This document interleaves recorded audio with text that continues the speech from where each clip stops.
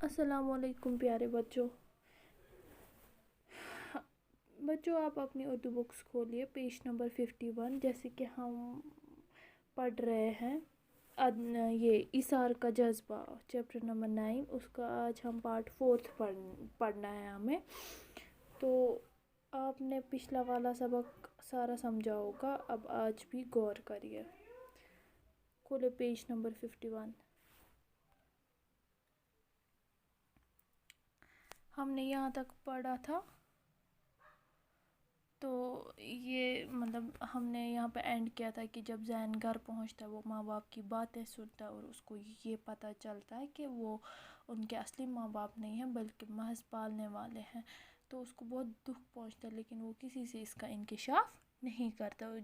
حتیٰ کہ اس کو جو حقیقت معلوم ہو چکی ہوتی ہے مگر وہ کسی کو نہیں بولتا.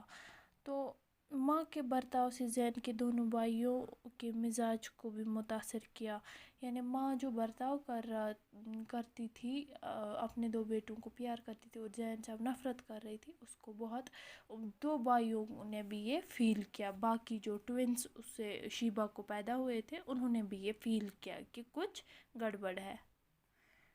تو جس کی وجہ سے پھر ان کو بھی ان کی جو تربیت بھی ویسی ہوئی تو انہوں نے بھی اس کو اپنا شریک سمجھا. یعنی عدنان کے چھوٹے بھائیوں نے عدنان کو شریک سمجھا اور اس سے نفرت کرنے لگے. عدنان نے شیبہ اور اپنے دونوں زین سے وہ نفرت کرنے لگے. عدنان ان کے بابا کا نام تھا یعنی ان کے فادر کا نام تھا.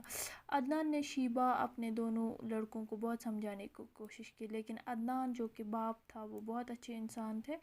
انہوں نے سب کو سمجھا اپنے فیملی میں کہ یہ آپ کا بڑا بھائی ہے اس پہ مت یہ کرو. لیکن انہوں نے نہیں سنی. ان کے کان پر جوں تک نہ رینگی لیکن انہوں نے نہیں سنی. محاورہ ہے جس کا معنی ہے کہ نہیں سننا. ایک کان سے سننا دوسرے کان سے چھوڑنا. یعنی اس کا مطلب ہے کہ دھیان نہیں دیا انہوں نے.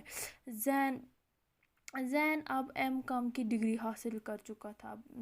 زین کی جو تعلیم تھی وہ مکمل ہو چکی تھی. M.Com اس نے کیا تھا یعنی PG ان کامرس.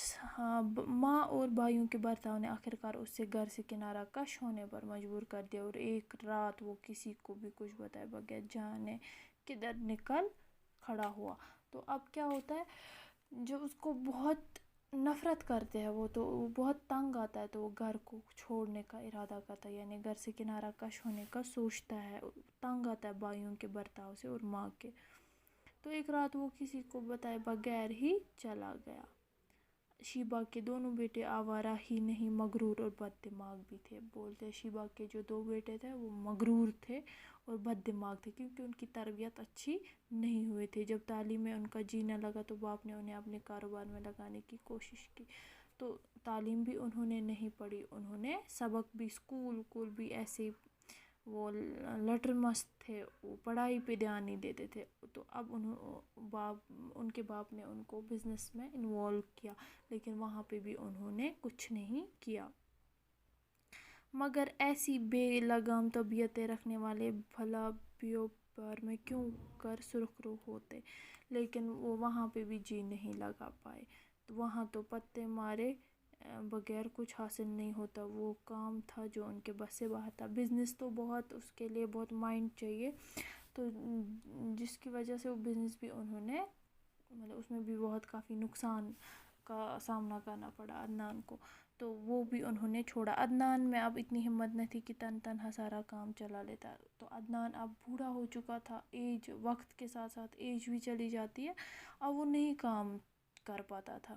تو وہ چاہتا تھا کہ میرا کوئی وارث ہو جو میرے کام کو سنبھالے. تو اب بیٹے ایسے تھے نالائق تھے کر نہیں پا رہے تھے. حصے داروں نے بھی جب اس کی حالت دیکھی تو آہستہ آہستہ سب کچھ اپنے قبضے میں کرنے میں مصروف ہو گئے. اب جو شراکت جن کے ساتھ یہ شریک تھے بزنس میں جو ان کے پارٹنرز تھے اب ان کو بھی پتہ چلا کہ عدنان اب کمزور ہو چکا تھا. انہوں نے دھیرے دھیرے قبضہ جما لیا. تو ہوا کچھ مدت بعد اس کا دیوالا پڑ گیا، یعنی عدنان کا بہت بڑا نقصان ہوا، اس کو سب کچھ چلا گیا۔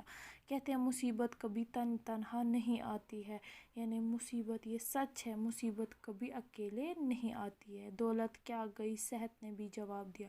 دولت بھی چلی گئی اور صحت بھی گئی۔ بیماری نے اس طرح آن دبوچا کہ دیکھتے ہی دیکھتے عدنان کا وجود محض ایک سایہ بن کر رہ گیا۔ تو عدنان بہت بیمار ہو گئے، بہت بیمار۔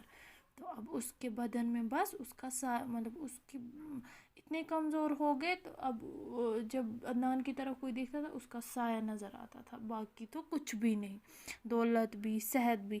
ڈاکٹر نے معائنہ کرنے کے بعد اس کے دونوں گردے ناکارہ ہونے کا اعلان کر دیا۔ اب اس کو کڈنیز خراب ہوئی تھی، دونوں کڈنیاں خراب ہوئی تھی، اب اس کا بچنا ناممکن تھا۔ اس کے زندہ ہونے کی واحد امید تھی کہ یہ اس کا کم سے کم ایک گردہ تبدیل کر دیا جائے۔ اب اس کو زندہ رہنے کی ایک ہی وجہ تھی کہ اگر اس کو کوئی ایک گردہ دے تو کڈنی ڈونیٹ کرنی تھی، تب وہ زندہ رہنے کی اس کے پاس واحد امید تھی۔